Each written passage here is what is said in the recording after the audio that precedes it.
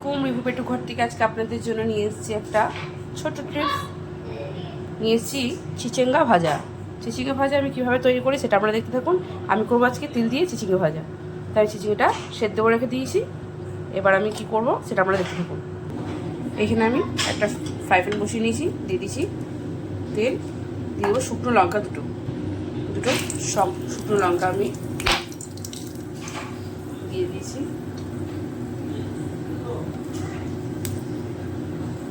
এর মধ্যে দিয়ে দেবো আমি কিছু কুচিয়ে রাখা কাঁচা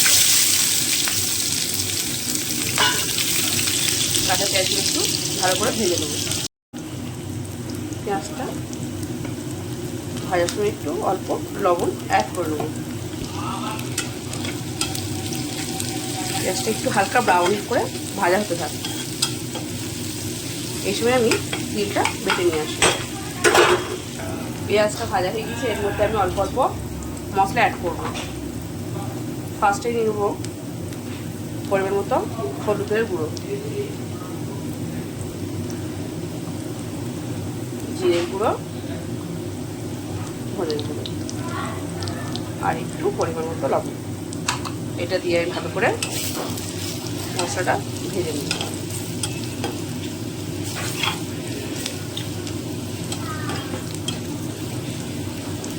এবার আমি দেবো বেটে রাখা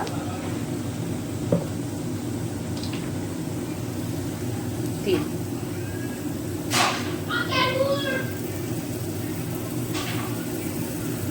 তিলটা দিয়ে ভালো করে কষাতে থাকবো।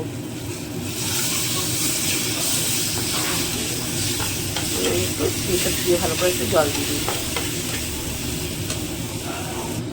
এবার আমি তিলটাকে ভালো করে কষিয়ে নেবো, দিয়ে সেদ্ধ করা চিচিঙ্গাগুলো আমি দিয়ে নেবো। একটু তেলটা ভালোভাবে ছাড়তে থাক। ভালো করে কষিয়ে নিয়েছি, জলটা একদম গামাখা হয়ে গিয়েছে।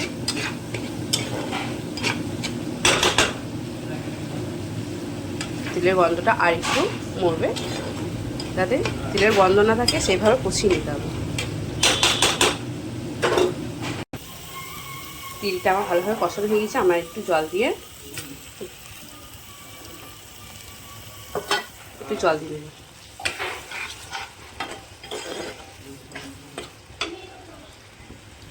এর মধ্যে আমি দিয়ে দেবো এবার চিচিঙ্গাগুলো, সেদ্ধ করে রাখা চিচিঙ্গাগুলো দিয়ে দেবো।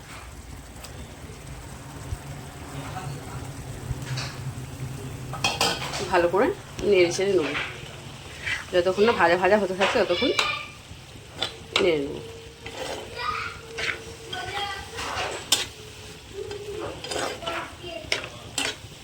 লবণটা আপনারা আপনাদের স্বাদ মতো দেবেন, ঝালটাও আপনাদের মতো স্বাদ মতো দেবেন। আপনারা এখানে কাঁচা লঙ্কাও অ্যাড করতে পারেন, কিন্তু আমার ঘরে বাচ্চা আছে বলে কাঁচা লঙ্কা বা গুঁড়ো লঙ্কা কোনোটাই অ্যাড করিনি।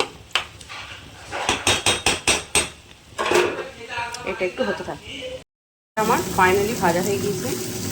এরকম আপনার বাড়িতে রান্না করে দেখুন, অবশ্যই ভালো লাগবে। আপনারা তিল দিয়ে রান্না করে দেখুন, গরম ভাত খেতে সেটা খুব টেস্টি লাগে। যারা যারা আজকে আমার ভিডিওটা দেখছেন অবশ্যই কমেন্ট করবেন, লাইক কমেন্ট ও শেয়ার করে দেবেন। যারা এখন আমার চ্যানেলটা সাবস্ক্রাইব করেনি প্লিজ আমার চ্যানেলটা সাবস্ক্রাইব করুন এই ধরনের নতুন নতুন রান্না দেখার জন্য। ভিডিওটা এগুলো ঘরোয়া পদ্ধতিতে রান্না যেগুলো মানে ইজিলি বাড়িতে সবারই বাড়িতে থাকে, ইজিলিভাবে রান্নাটা হয়ে যায়। ঘরোয়া পদ্ধতিতে রান্না করলে ইজিলিভাবেই হয়ে যাবে, কারণ তিল প্রত্যেকটা বাড়িতেই থাকে। আর এইসব জিনিস গ্রাম্য অঞ্চলে বেশি পাওয়া যায় চিচিঙ্গা। তো আপনারা যারা যারা চিচিঙ্গা খেতে ভালোবাসেন আপনারা এইভাবে রান্না করে দেখুন, আশা করি খুব ভালো লাগবে। আবার বলছি, যারা এখন আমার চ্যানেলটা সাবস্ক্রাইব করেনি প্লিজ আমার চ্যানেলটা সাবস্ক্রাইব করুন ও লাইক কমেন্ট ও শেয়ার করুন। আজকে আমি ভিডিওটা এখানেই শেষ করছি। কেমন হয়েছে অবশ্যই জানাবেন।